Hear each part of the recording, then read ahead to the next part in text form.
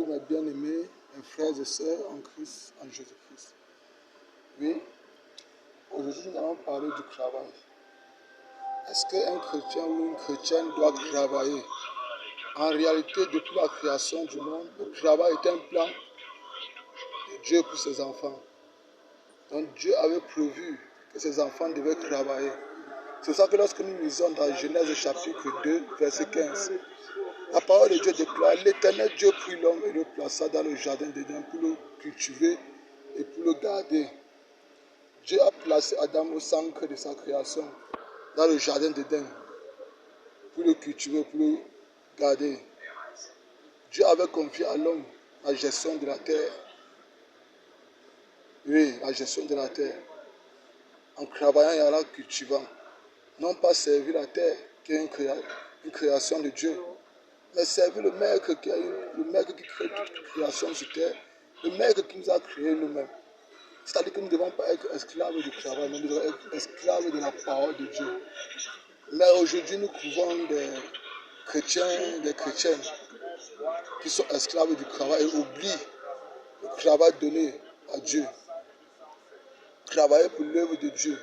Ne sois pas un chrétien ou une chrétienne du dimanche, que ce soit dans ton bureau, au travail, partout où tu te trouves, en tout temps, en tout lieu, tu dois annoncer la parole de Dieu. Oui, bien aimé, tu dois annoncer l'évangile.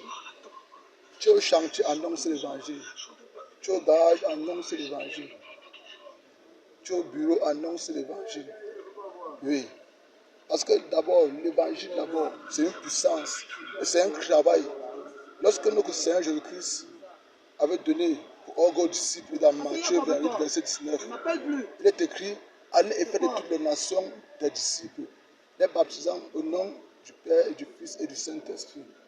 Enseignez-leur à observer tout ce que je vous ai prescrit, et voici, je suis avec vous tous les jours, jusqu'à la fin du monde. Ce mandat ne s'arrête pas seulement à ceux-là avant nous qui ont parlé de la parole, qui ont parlé de l'évangile, qui ont proclamé la bonne nouvelle. Oui, toi en tant que serviteur, servante de Christ, qui a reçu Jésus-Christ à présent, qui sert le Seigneur Jésus-Christ, tu as un devoir, c'est un mandat donné pour toi d'annoncer l'évangile, de faire de toutes les nations les disciples du Christ. Oui, c'est le travail donné par Dieu.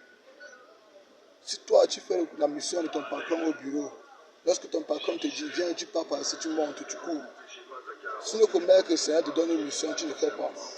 Ça veut dire que tu ne respectes pas les principes de la loi. Ça veut dire que tu déshonores à ton maître. Tu préfères le travail du monde que le travail donné par ton maître qui t'a créé. Le Dieu Tout-Puissant, l'Éternel des armées. Donc obéissons en faisant ce que la parole de Dieu nous demande de faire. Amen. Soyez bénis.